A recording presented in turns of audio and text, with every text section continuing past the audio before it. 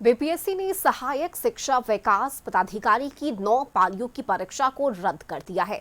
पिछले 4 साल में ये तीसरा ऐसा मौका है जब आयोग ने अपनी परीक्षा को रद्द कर दिया। साल 2022 में 8 मई को बीपीएससी की संयुक्त प्रारंभिक परीक्षा रद्द की गई थी और ऐसा ही हाल 2024 में शिक्षक भर्ती परीक्षा फेज 3 का हुआ था।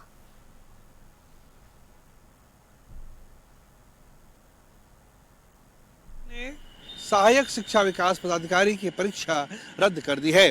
दरअसल जिस तरह से प्रश्न पत्र लीक या वायरल होने की खबर आई थी, उसके बाद आयोग ने कदम उठाया है और इस परीक्षा में 900 से ज्यादा पद थे, 10 लाख से ज्यादा अभ्यर्थी इस परीक्षा में शामिल हुए थे, लेकिन आयोग ने एहतियात बरतते हुए ये परीक्षा रद्द कर दी है। सहायक शिक्षा विकास पदाधिकारी की परीक्षा रद्द कर दी गई है।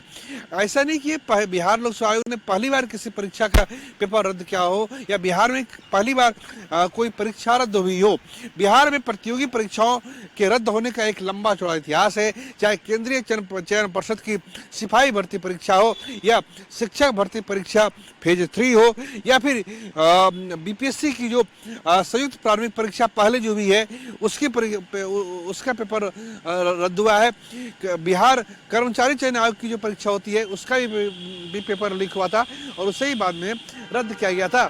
तो बिहार में मोटा मोटी ये एक इतिहास रहा है कि जो प्रतियोगी परीक्षा होती है वो उसका पेपर लीक हो जाता है और परीक्षा रद्द कर दी जाती है। हालांकि आयोग ने अपनी तरफ से ये दावा किया है कि कहीं भी किसी तरह से कोई त्रुटि नहीं हुई है, किसी तरह से कोई प्रश्न पत्र का सीरीज वायरल या लीक नहीं हुआ है, लेकिन आयोग का कहना है कि परीक्षा में पारदर्शिता के उच्च मापदंड को अपनाते हुए ये परीक्षा रद्द की जाती है। कैमरा पर्सन राकेश के साथ प्रीतम कुमार, कशिश न्यूज, पटना। ने सहायक और देखिए, बिहार में परीक्षा पेपर लीक और फिर परीक्षा रद्द होने की कहानी दोहराई गई है। सहायक शिक्षा विकास पदाधिकारी की 9 पाली की परीक्षा को रद्द किया गया। आयोग के पूर्व सदस्य शिव जतन ठाकुर ने कहा कि आयोग ने उस एजेंसी को क्यों हायर किया जो पहले से काली सूची में थी और इसकी जिम्मेदारी तय होनी चाहिए।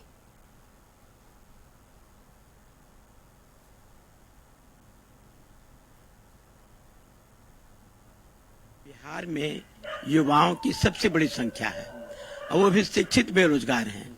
इनको नौकरी का अवसर जरूर मिलना चाहिए। ऐसा व्यवस्था हो जिसमें निष्पक्ष होकर परीक्षा दें और अपनी योग्यता के बल पर चयन है।